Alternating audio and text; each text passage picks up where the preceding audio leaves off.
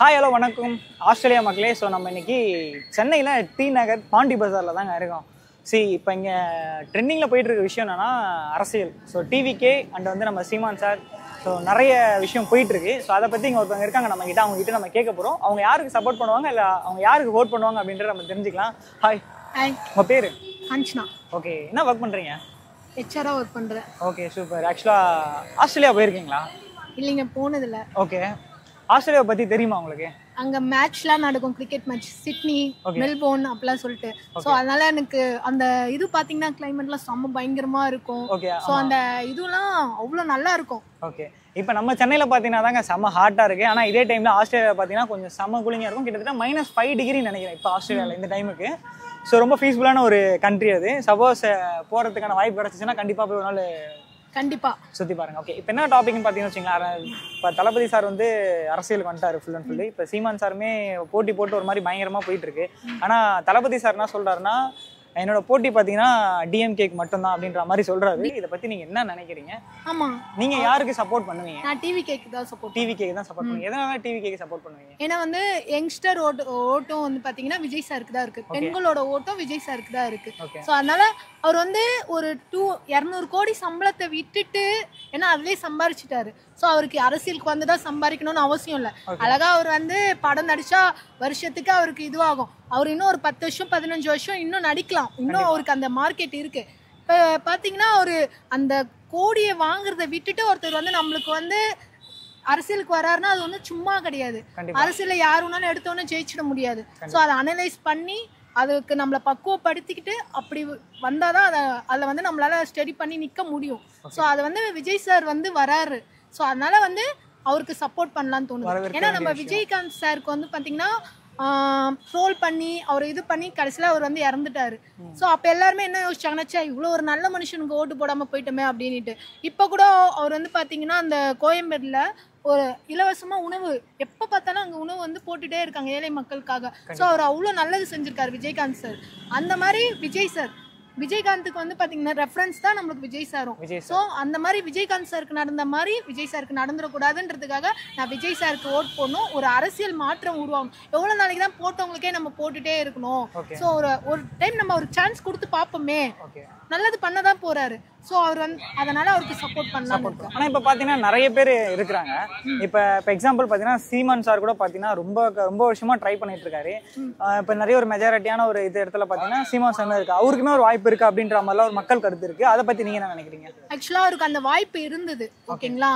ஏன்னா வந்து NTK west TVK கூட்டணி வச்சு இவங்க வந்து 2.5 வருஷமோ இவங்க வந்து 2.5 வருஷமோ ஆள்ற மாதிரி அந்த மாதிரிலாம் இருந்தது.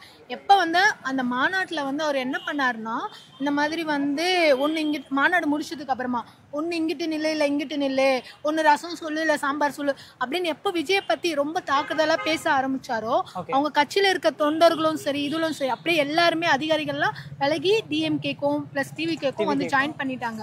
ஸோ வந்து ஒரு வார்த்தை தான் வந்து ஒரு மனுஷனை உயர்த்தவும் செய்யும் தாழ்த்தவும் செய்யும். ஸோ அவர்கிட்ட வந்து அரசியல் புரிதல் இருந்தாலும் ஆனால் அவர் பேசுகிற அந்த பேச்சு அநாகரிகமான பேச்சு, அதனால தான் வந்து அந்த மக்களோட செல்வாக்கு அவர் இழந்துட்டாரோ தோணுது. ஓகே, அப்போ உங்களோட ஓட்டு பார்த்தீங்கன்னா ஓவராலாக விஜய் சாருக்கு தான் கண்டிப்பாக இருக்கும். ஆமாம், கண்டிப்பாக என்னோட ஓட்டு விஜய் சாருக்கு தான். ஓகே, ஆனால் யங்ஸ்டர்ஸ் நிறைய பேர் சப்போர்ட் பண்ணிட்டு இருக்காங்க டிவிகே அப்படின்னு தான் சொல்லிட்டு, கண்டிப்பாக அவர் வரணும் அப்படின்னு சொல்லிட்டு எங்கள் சேனல் சார்பாக நாங்கள் இது பண்ணிக்கிறோம்.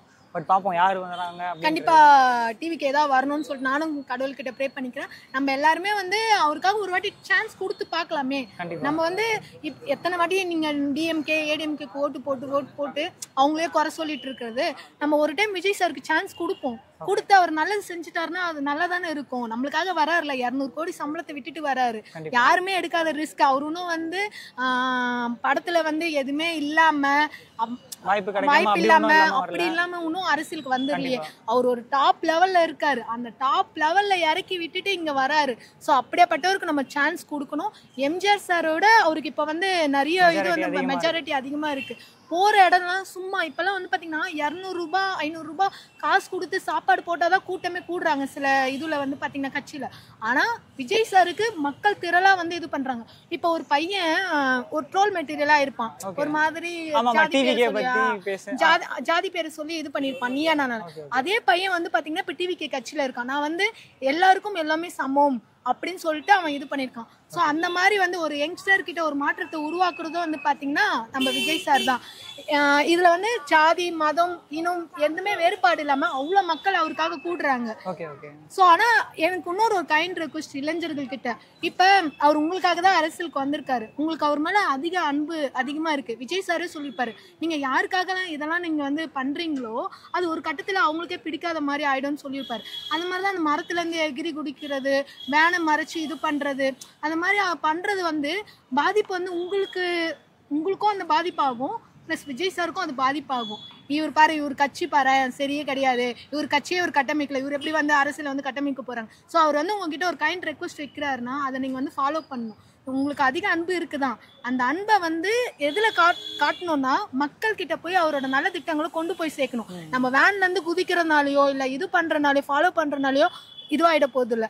ஸோ அதனால அவர் உங்ககிட்ட ஒரு ரெக்வஸ்ட் வைக்கிறாருன்னா அதை ஃபாலோ பண்ணுங்க.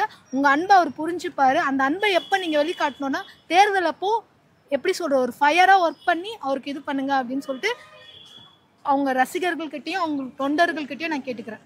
Okay, thank you so much.